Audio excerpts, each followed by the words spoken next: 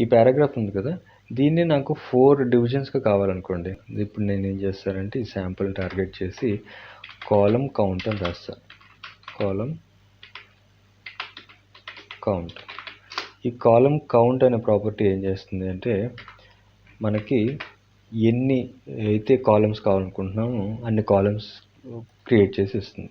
Save చేసి చూడండి, ఇక్కడ నేను 4 కాలమ్స్ కౌంట్ ఇచ్చాను. కాలం కౌంట్ 4 అని ఇచ్చాను. ఇక్కడ మనకి 4 కాలమ్స్ కింద క్రియేట్ చేసి ఇచ్చింది. దీనికి నేను బార్డర్ కానీ అప్లై చేశాను అనుకోండి. For example border 1 pixel solid black apply చేసి సేవ్ చేస్తే చూడండి ఒక బార్డర్ ఫామ్ అయ్యి ఈ డివ్ లోపల మనకి 4 కాలమ్స్ ఫామ్ అయినాయి. సో వీటి మధ్య కూడా నాకు గ్యాప్ కావాలనుకోండి, ఈ కాలం గ్యాప్ దాన్ని కూడా డిఫైన్ చేయొచ్చు. దానికి ఒక ప్రాపర్టీ ఉంది, కాలం గ్యాప్. ఓకే, దీనికి కాలం గ్యాప్ నేను ఏం చేస్తాను, ఒక 5 పిక్సెల్ ఇచ్చాను అనుకోండి. ఒక్కొక్క కాలంకి మధ్యన గ్యాప్ 5 పిక్సెల్ కింద ఫామ్ అవుతుంది. ఓకే, గ్యాప్ తగ్గింది, నేను ఇంకా పెంచాలనుకుంటే ఒకవేళ 50 పిక్సెల్ ఇచ్చాను అనుకోండి. చూడండి, ఈ కాలంకి మధ్యన గ్యాప్ 50 పిక్సెల్ కింద ఫామ్ అయింది. అలాగే 100 ఇచ్చాను అనుకోండి. ఫర్ ఎగ్జాంపుల్ 100 ఇస్తే చూడండి కింద 100 పిక్సెల్ తీసుకొని మనకి కాలమ్స్ ఫామ్ అయింది. సో ఇలాంటి చాలా ప్రాపర్టీస్ ఉన్నాయి కదా, ఈ ప్రాపర్టీస్ అన్నీ మనకి ఎలా తెలుస్తుంది, మనం ఎలా ఫాలో అవ్వాలి అనుకుంటే బేసిక్గా మన వెబ్ డెవలప్మెంట్కి W3 స్కూల్ అనే ఒక వెబ్సైట్ ఉంది.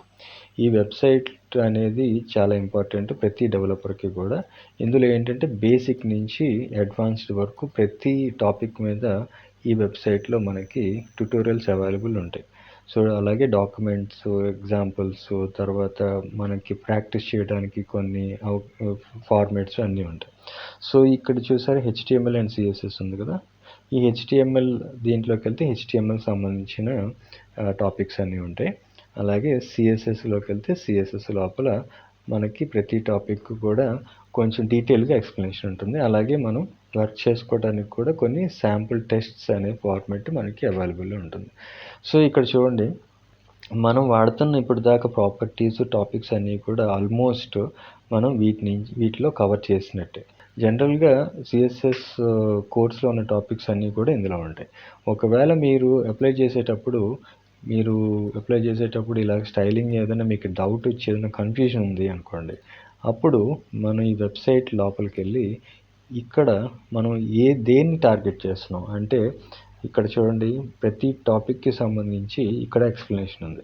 ఇక్కడ చూడండి సింటెక్స్ అనేది ఎలా రాయాలి, సెలెక్టర్స్ అంటే ఏంటి, అలాగే కామెంట్స్ ఎలా చేయాలి, కలర్స్ ఎలా చేయాలి, బ్యాక్గ్రౌండ్స్ ఏంటి, బార్డర్స్ ఏంటి, ఈ margin, padding, height, box model, ఈ అవుట్లైన్స్. సో ఆల్మోస్ట్ ఈ టాపిక్స్ అన్నీ కూడా మనం ఇప్పుడు దాకా కవర్ చేసినవే.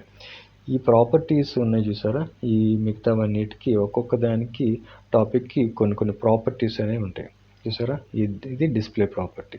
ఈ డిస్ప్లే ప్రాపర్టీ అనే కాన్సెప్ట్లో ఎన్ని ప్రాపర్టీస్ ఉన్నాయో కూడా ఇక్కడ మనకి ఎక్స్ప్లెనేషన్ అనేది ఉంది. ఓకే, సో ఇది కూడా ఈ వెబ్సైట్ మనకి చాలా హెల్ప్ అవుతుంది. మన రెగ్యులర్ ప్రాక్టీస్లో మనం వర్క్ చేసేటప్పుడు మనకి ఎక్కడైనా డౌట్ వచ్చినా, ఎక్కడైనా మనం స్టక్ అయినా సరే ఈ వెబ్సైట్ మనకి బాగా హెల్ప్ అవుతుంది అనమాట. సో ఈ టాపిక్స్ అన్నీ ఆల్మోస్ట్ మనం కవర్ చేసాం, ఇంకా చేస్తున్నాం, ఇంకా మన కోర్స్ కంటిన్యూషన్లో ఉన్నాం కాబట్టి మిగతావి కూడా మనం కవర్ చేస్తాం.